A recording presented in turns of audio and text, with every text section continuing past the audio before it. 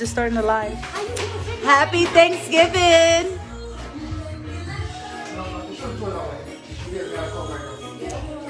Woo! Kelsey, say hi. Thanksgiving in Colorado. Say hi. Hello. Hello, Dad. Say hello. We're live. Who that? We're just live. Babe, say hi. Hello, hello, hello. Mom, she did all the cooking, thank God. Because I was struggling. Couldn't even make the lasagna right, but it's okay. I'm going to show you all the food. All right, so we have the salad. Ooh, we have some curry goat. And you have someone going to taste the curry goat. Kuya. How it tastes? Yeah. We have oxtail. You got someone going to taste the oxtail. Kuya, kuya.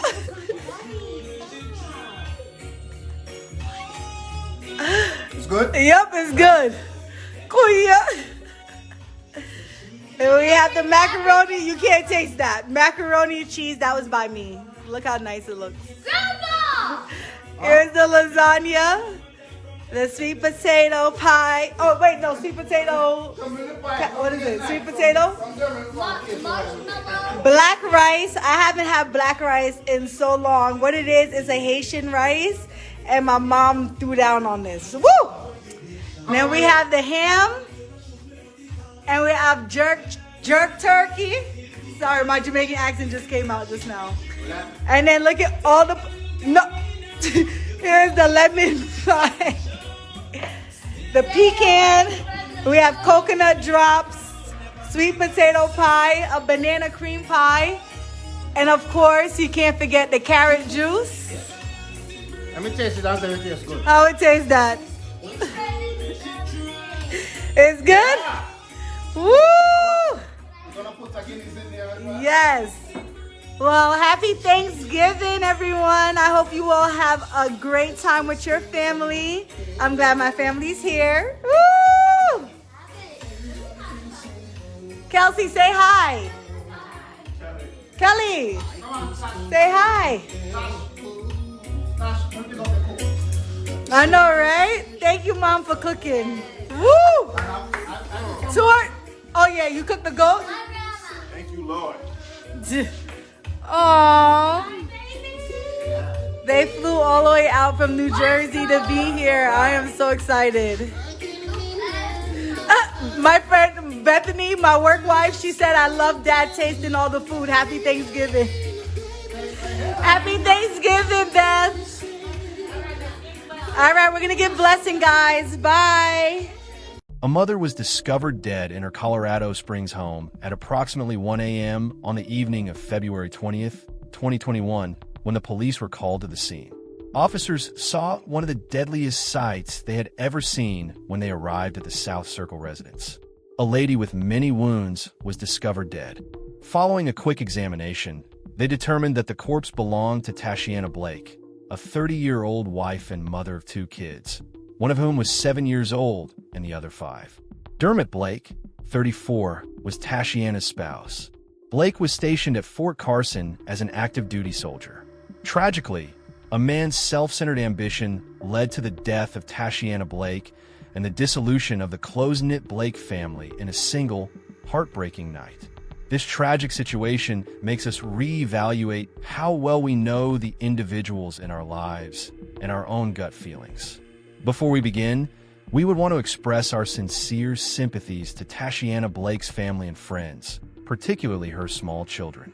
Additionally, we want to use this criminal case as a stark lesson to everyone to exercise caution when deciding whom to trust. The deepest secrets may sometimes be kept by those closest to us. Tashiana Blake, a lively 30-year-old realtor of Jamaican ancestry, was born on June 12, 1992. At the adjacent Fort Carson military base, she met Dermot Blake, a Jamaican sergeant on active duty. He had served in the Army for more than 4 years and was an expert in Army radio. Dermot seemed to be a devoted and hard-working young guy. After meeting, dating, and falling in love, Tashiana and Dermot were married. They have 2 young girls together, ages 5 and 7. Their pride and delight were their children.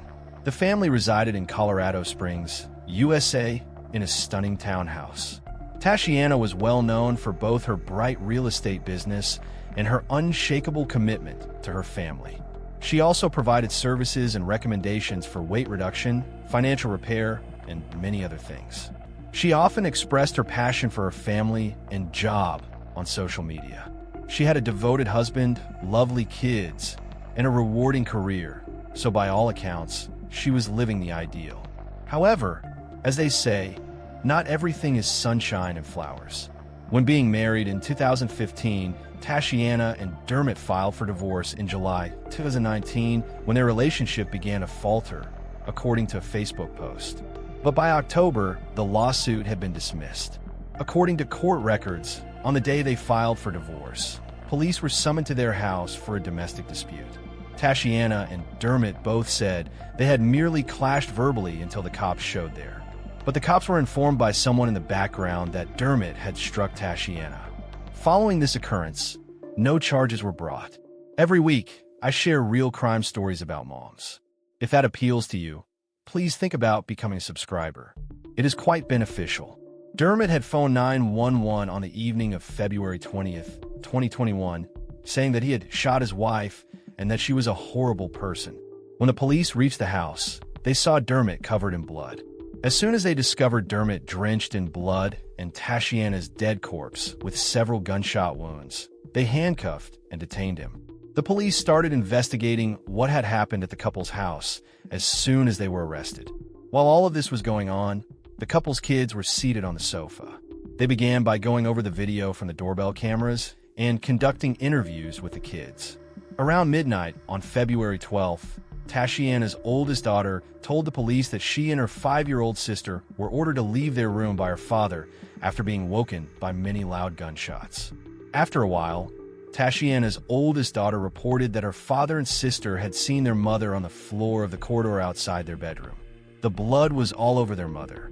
According to her, her father had requested her mother to apologize, and when she had done so, he shot her in the head. According to the children, their father also shot their mother many times before stopping after one of them begged him to do so. Even though her father had just slain their mother, the elder daughter maintained she loved him and was hesitant to contact the authorities. The happy pair that friends and family knew seemed to have been concealing problems as the inquiry progressed. Tashiana was shot 6 times, according to police records, and another bullet hit the walls behind her. Dermot was charged with first-degree murder and 2 counts of child abuse, and he was detained without bail at the El Paso County Jail in Colorado Springs. The accused, Dermot, maintained a not guilty plea when the matter proceeded to trial. Dermot's lawyer contended that Dermot wasn't totally innocent, characterizing the occurrence as an inebriated, rash, and impulsive response to something. November 2022 saw the trial take place. The former soldier's behavior was planned, according to the prosecutors. The court asserted that the trigger was pushed within 5 minutes, using the doorbell video as support. The defense filed a request for a mistrial, arguing that the prosecution had not given the defense access to facts that would have fundamentally altered Dermot's legal representation. This is due to the failure to produce a piece of evidence from Tashiana's phone that purports to demonstrate that she had been having an affair. According to those documents, the defense had downloaded the phone data that the prosecution had twice given to them. The prosecution also said that after more than a year of representing Blake, they ought to have been aware of any affair that may have contributed to Tashiana's demise. The court declined to declare a mistrial, ruling against the defense. Despite Dermot's not guilty plea, his defense lawyer never contested in his closing argument that Dermot murdered his wife, Tashiana, by shooting her. His defense instead sought a charge of second-degree murder or manslaughter, arguing that there was no proof Dermot had premeditated the death of Tashiana. A 12-member jury convicted Dermot guilty of first-degree murder and child abuse after a 10-day trial. What a horrible event this was. The 2 little girls had to watch their mother's terrible death at the hands of their own father, in addition to having to live without her for the rest of their lives. According to Tashiana's family, Dermot was unable to cope with the reality that Tashiana was a shining example that he was unable to extinguish. Everyone who encountered her adored her. Following the judgment, a number of friends and family members spoke in court, explaining what they had missed about Tashiana and the effects that Dermot's murder had on their lives. The judge asked Dermot if he would want to address the court before to his punishment after hearing from Tashiana's family and friends, but he refused. Dermot Blake received 2 separate 12-month sentences for 2 counts of child abuse in addition to his life sentence. The required penalty for a first-degree guilty murder conviction is life in prison. Tashiana would have prioritized her children above Dermot. She would have been quite concerned about what would happen to her children in the custody of their father at the time of her passing. Their grandparents are presently raising the girls. Tashiana's family knows they are not alone as they deal with the heartbreaking fallout from the terrible loss. The community's overwhelming support and the heartfelt funeral services have given people hope during an otherwise unthinkable period of sadness. The kindness of friends, neighbors, and even complete strangers has overwhelmed Tashiana's loved ones. They were able to lament and celebrate the colorful life that was cut so short during the funeral, which was a bittersweet time of closure. These acts of goodwill have been a lifeline for the family at this time of extreme sadness. The mending process is only getting started going ahead. The family's main emphasis is still on Tashiana's small kids, who saw the horrifying deed. As they attempt to make sense of the horror of that terrible night, their rehabilitation and well-being are of the highest importance.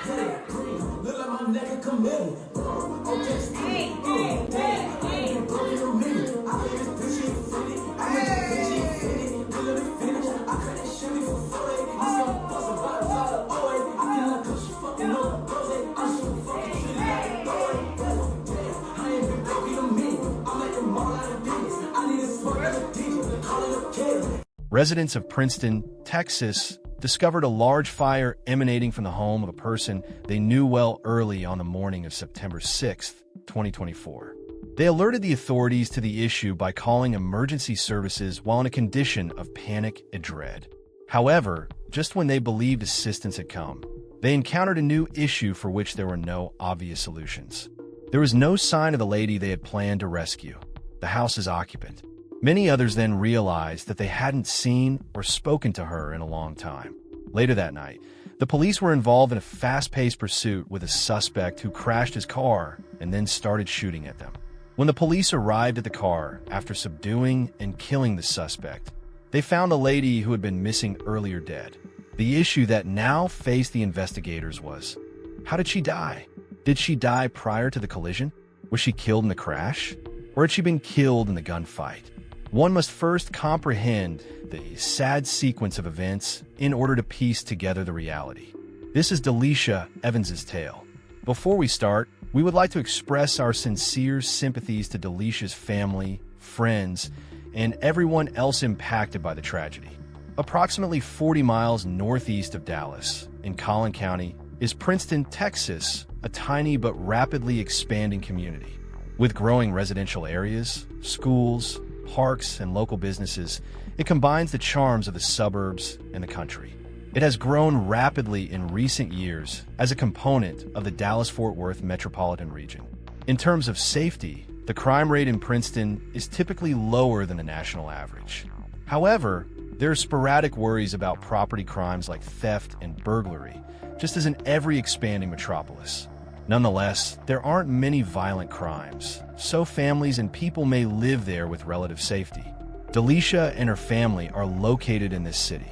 On October 13, 1991, Delisha Evans, who her close friends call Dee, was born. Derrell Evans and Rianetta Graves were her parents.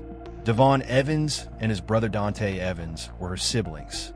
Delisha was raised in a loving home setting in St. Louis, where she had close relationships with her parents and siblings. She spent time with her family, making treasured memories, and they were supportive. Delisha completed her education at Summer High School. Despite referring to herself as a little less than proud graduate, she went on to become an entrepreneur and operated a profitable tax and financial services company. From a young age, her perseverance and diligence were apparent, encouraging people around her to follow their own aspirations. After graduating from high school, Delisha Evans launched her first company, Dee's Tax and Financial Services. This endeavor enabled her to use her financial expertise to provide her community vital tax services. Delisha was well known for her commitment to assisting people in overcoming their financial obstacles and her excellent work ethic. Delisha oversaw a staff of 12 employees while serving as the founder and CEO of Royalty Financial Services. They offered both individuals and companies individualized financial services and guidance. In Texas, she served as a public notary as well. She bought her first freight vehicle under Royalty Transportation in 2021 as part of her company expansion.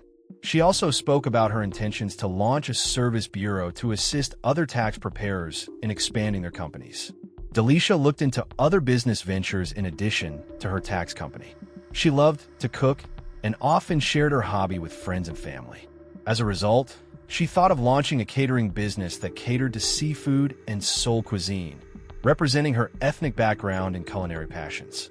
Delisha loved to show off her culinary skills by cooking for parties and festivities. Her passion of entrepreneurship went beyond catering and financial services. She also participated in a number of community projects, often planning gatherings to benefit underprivileged local families and increase awareness of domestic abuse. She demonstrated her dedication to improving her community in everything that she did. Another important part of Delisha's life was traveling. She enjoyed traveling to new locations and telling her two kids, Aliyah and Demaya, about her adventures. To encourage their interest about the world, Delisha thought it was important to expose them to a variety of locations and civilizations. She prioritized making enduring experiences with her kids, whether it was a family trip or a weekend escape. She was able to work remotely because of her diligence and hard work. And Delisha didn't hesitate to exercise that liberty. Like many successful people, Delisha had setbacks, however. Sadly, her financial independence was unable to resolve her issue, and here is where it all began. In November 2023, Delisha Evans started dating Ryan Phillips. Their relationship seemed good at first. According to Demaya, Delisha's daughter, he was initially kind, but as time went on, troubling symptoms started to appear. Demaya saw Ryan's violent tendencies when he shattered a glass and door at their house around a month into their relationship. A turbulent and poisonous relationship began with this episode. Delisha kept returning to Ryan in spite of these warning indications. Friends said that after learning he had cancer, she felt obligated to help him. Delisha's compassionate personality rendered her vulnerable to his emotional manipulation. Therefore, this diagnosis had a big impact on the dynamics of their relationship. Using his health issues as leverage, Ryan often used guilt-tripping to get her to remain with him. Ryan began abusing Delisha more and more as their relationship progressed. According to friends, she reported many instances of mental and physical assault to the police. Ryan was violent in the past. He has previously been incarcerated for offenses such as attempting to attack police officers. Despite this history, Delisha often disregarded his concerning conduct since she thought he had the capacity to transform. Their relationship was also influenced by their financial need. Delisha found it difficult to leave the feeling of security that Ryan provided by helping with household costs and taking her and her girls on vacations. Delisha's thoughts about their relationship became more complicated when Demaya revealed that Ryan covered part of their expenses. She found it difficult to escape the pattern of abuse because of this financial assistance. In August 2024, Delisha and Ryan finally called it quits, but it wasn't an easy one. Even though they were no longer romantically involved, there were indications that Ryan was still meddling in her affairs. According to Demaya, there were times when Ryan would arrive at their house without warning, which raised concerns about his motives and Delisha's security. Nevertheless, Delisha continued to skulk about after the split, claiming she was only trying to give him a birthday gift. According to Delisha's pals, she often hesitated before deciding to sever all of her relationship with him. They were worried about her health and begged her to understand the danger she was in. Because of their common past and emotional connections, Delisha continued to feel confused in spite of these warnings. Delisha's actions throughout the weeks before the terrible circumstances surrounding her abduction indicated that she was becoming more cautious of Ryan. She was uneasy about his presence and had taken the cameras out of her house. Demaya remembered being uncomfortable with the circumstance, but she trusted her mother's instincts. In the end, the complicated combination of love, deception, fear, and reliance characterized Delisha's relationship with Ryan Phillips. However, this was nothing in comparison to the change in her life that was about to occur. On September 4th, 2024, everything started. As was customary, Delisha's relatives attempted to contact her, but she seemed to be unreachable and all of their calls went unanswered. Of course, it raised concerns, but not quite as many as the ones they were about to face.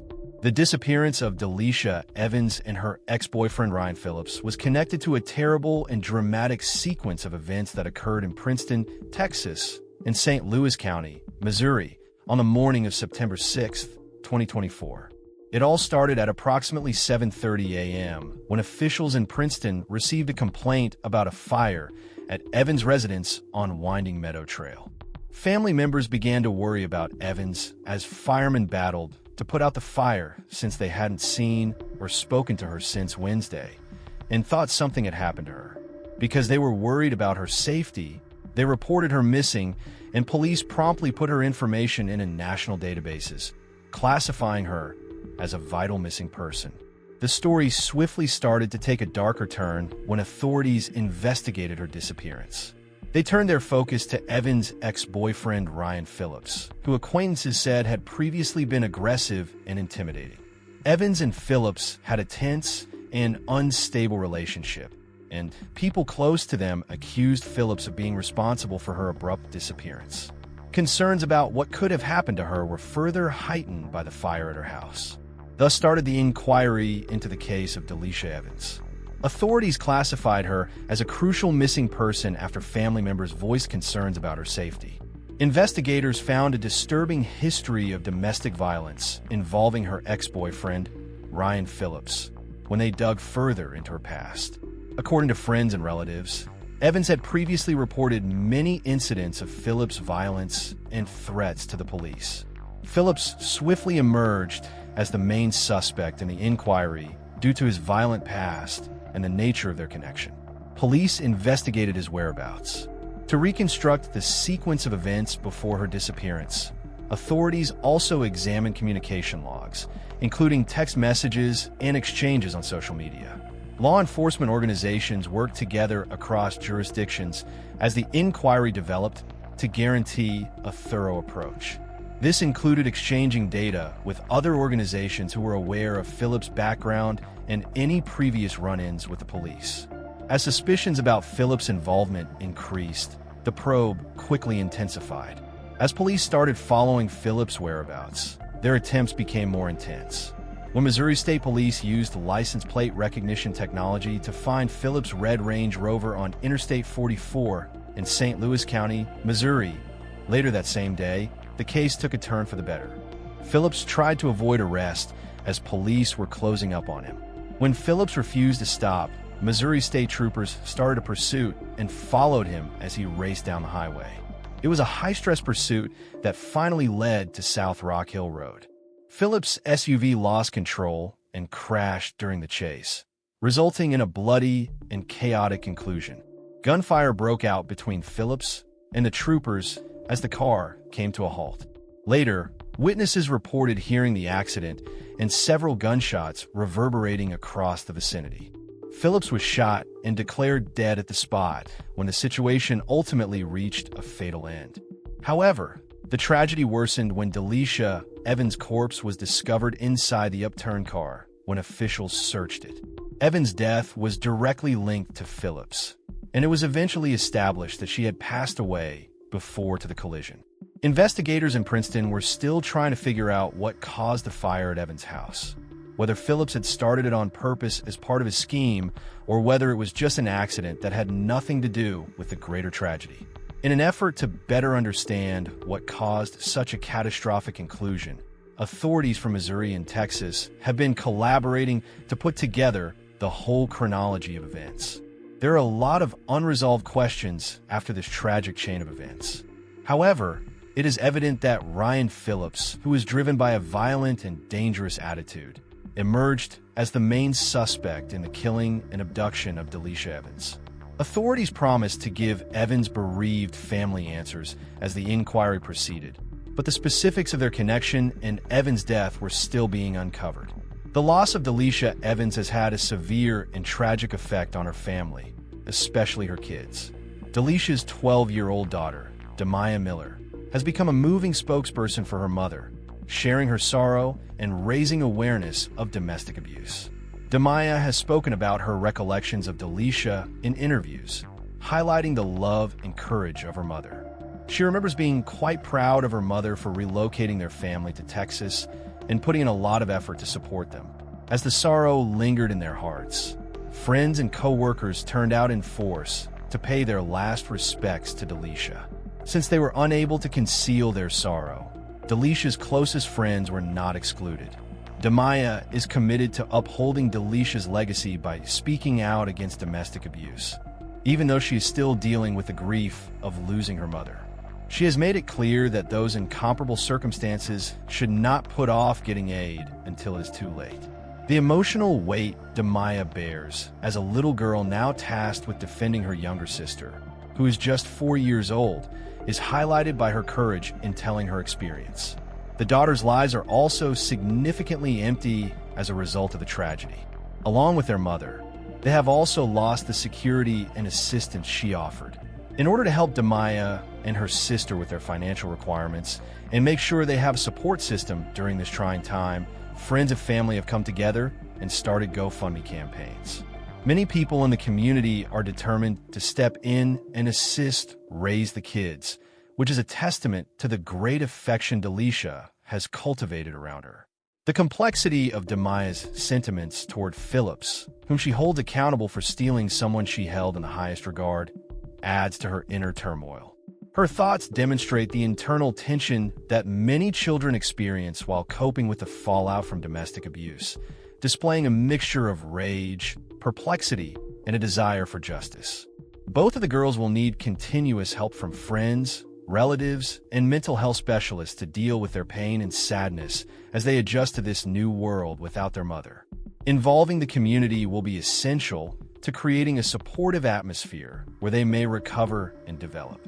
Delisha Evans' legacy will endure thanks to her kids, who are now entrusted with upholding her memory and pushing for reforms in the way society views domestic abuse. We have often emphasized how critical it is to speak out when domestic abuse occurs in a relationship, particularly when other family members are aware of it. It raises the question, was Ryan's demeanor not compelling enough to cause Delisha to withdraw?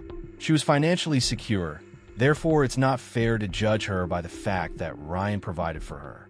What do you suppose Delisha was clinging to? Was it for her children? Sometimes children adore their father more than their mother. Was it true in this instance? Do you believe Delisha had already been dead and was on her way to be buried when the police stopped her, or do you believe she died in the collision?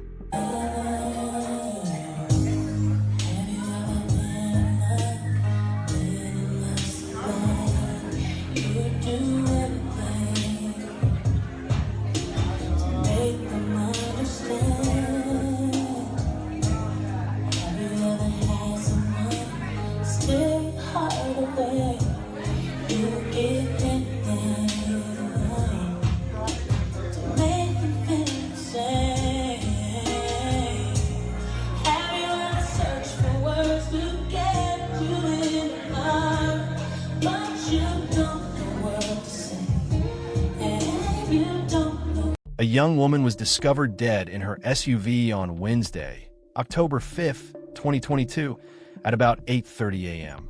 Her 3 little children were in the back seat. When first responders saw that the mother was wearing a bulletproof vest, many assumed that she was aware that she was being shot. Kira Hudson, 30, took further precautions to protect herself by purchasing a bulletproof vest after providing police with documentation of violence she was facing in her marriage. However, it was insufficient to rescue her. This is a heartbreaking tale of a mother who was murdered by a guy she had previously trusted. Before we begin our narrative, we would want to express our deepest sympathies to Kira Benfield's family and loved ones, particularly her children. Her tale should serve as a reminder to us of the need of promptly reporting abuse to law authorities. The hometown of Kira Hudson Benfield was Lorain, Ohio. She was a kind person who had a great relationship with her family. She was an artistic, outspoken lady who sometimes wore wigs of vibrant colors and had tattoos all over her body. Being a mother was Kira's favorite thing in the world. Her 3 children are a 6-month-old baby born on April 1st, 2022, and 2 elder sisters, ages 5 and 9. Every time she took her kids to an amusement park, she shared photos of them on social media. Living in the same county as her mother and sister, Kira was likewise extremely close to her family. On some days, they would assist with kid care while she was at work. She was able to manage her personal and professional life in this manner. She still maintained a cordial but aloof relationship with her ex-boyfriend, Andrew Hatch, with whom she had an oldest daughter.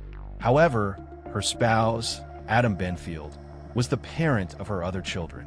Kira and Adam had been dating for a while until they were engaged on March 27, 2021. She said, "I am getting married today on August 15th of that year," but she didn't include any photos.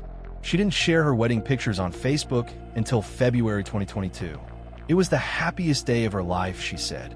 She also said that Adam loves her with all of his heart and referred to him as her lifelong friend and partner. They seemed to be the ideal pair, but nobody knew that she was in excruciating suffering behind closed doors. Kira did her utmost to defend herself when the union became nasty. A friend claims that even though Adam had a short fuse before they were married, he always apologized and made a commitment to improve any time he struck her. Additionally, Kira's family did not want her to wed him, according to the friend.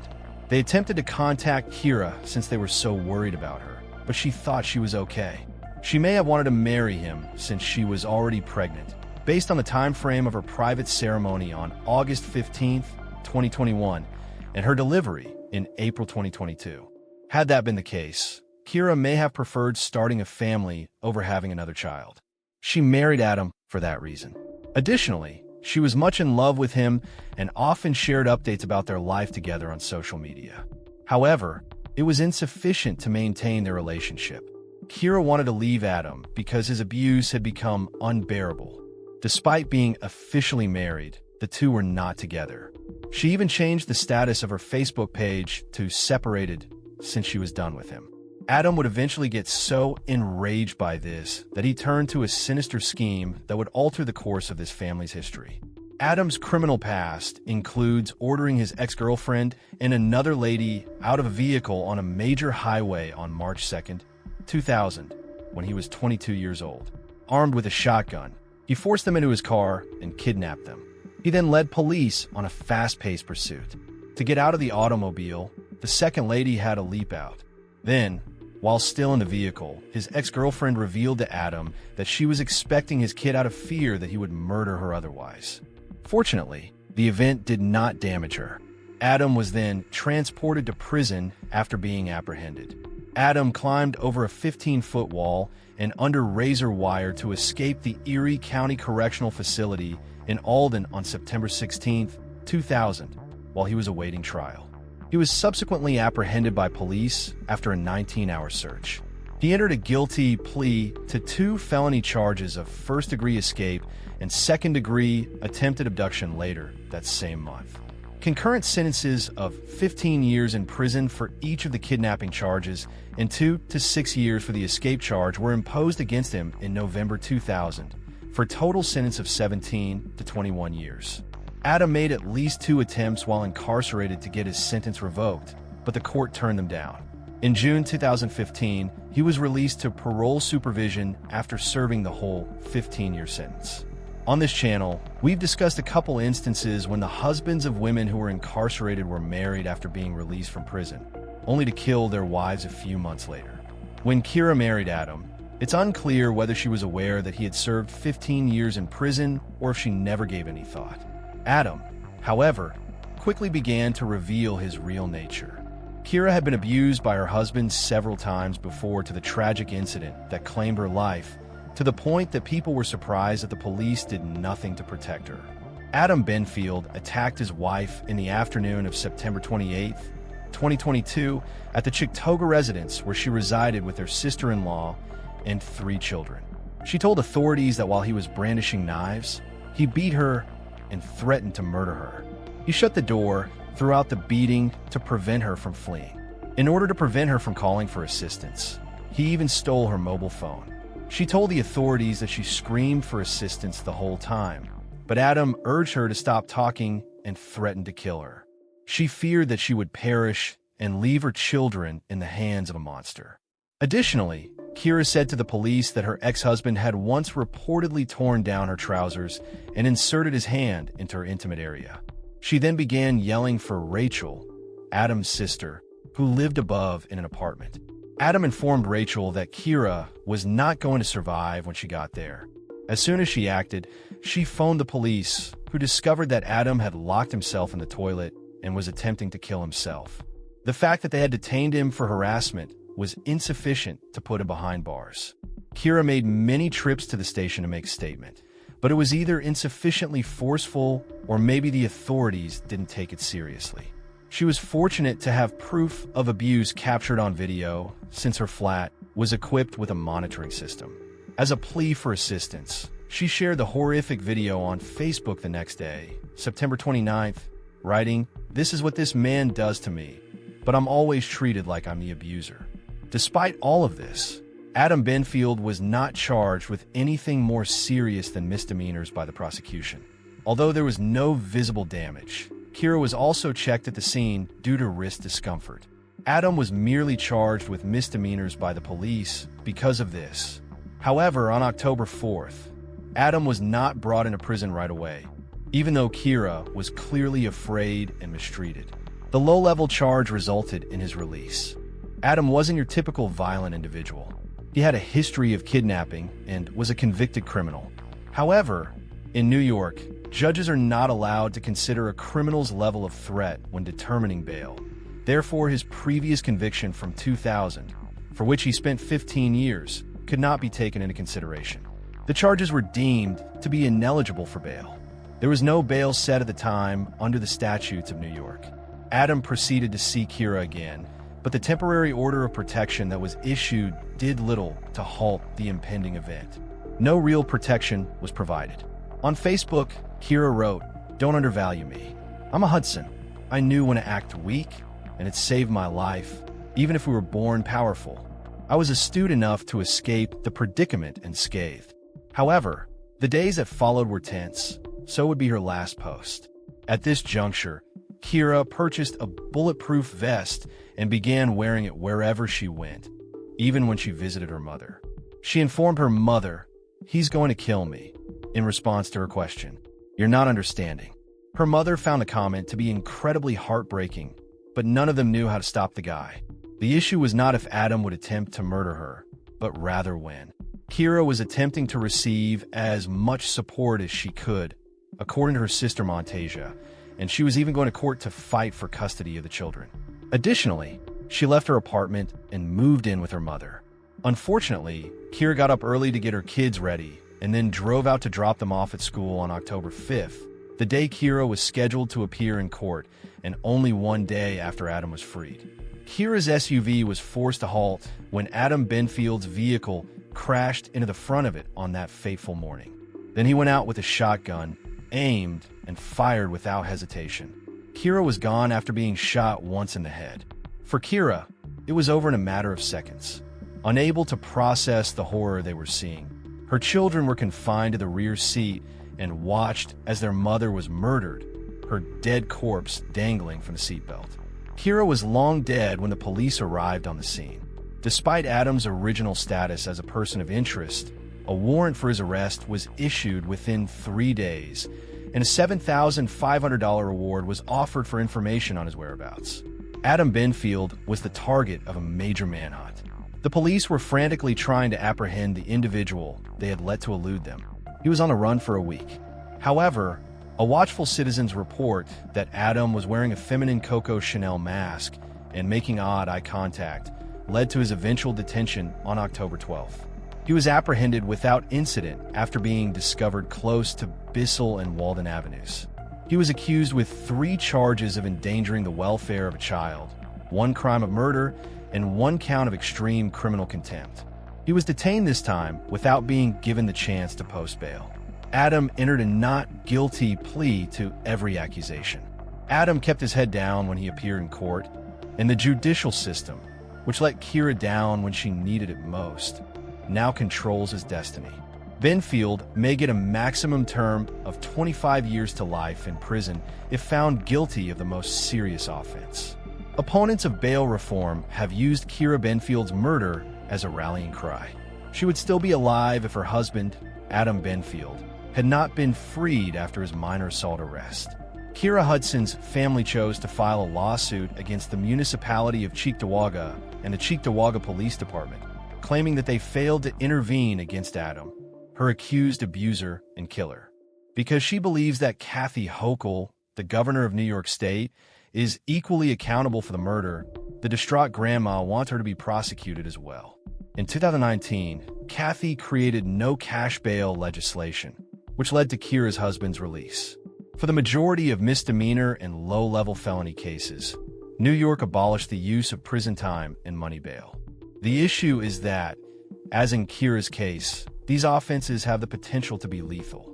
Rather than expressing regret, Adam's release attorney, Erie County District Attorney John J. Flynn, said that no criminal charges could have been brought against him to stop his release without bond. He said that when there was no proof, they did not enhance charges or create false evidence. Remember that the police received a whole video of the abuse, and Kira cooperated completely. According to him, the first allegations were misdemeanors, and there was no proof of anything more serious. He went on to say that the judge was forced to free him since the accusations were true. Furthermore, no penalty will ever bring Kira back, even if Adam could someday face justice. Her kids won't have their mother around. For all time, her family will be plagued by the what-ifs. What if her cries for assistance had been given more weight? What if Adam had faced consequences earlier? What would have happened if the laws were different? Once again, thank you so much for watching another Unseen True Crime Story HQ video. If you like the tales we share or you learned something new today, please consider liking this video and, if you haven't already, subscribing to the channel. As usual, please share your opinions in the space provided for comments below. Maybe someone gains knowledge from your suggestions or experience. I'll speak with you once more in a future video. For now, goodbye.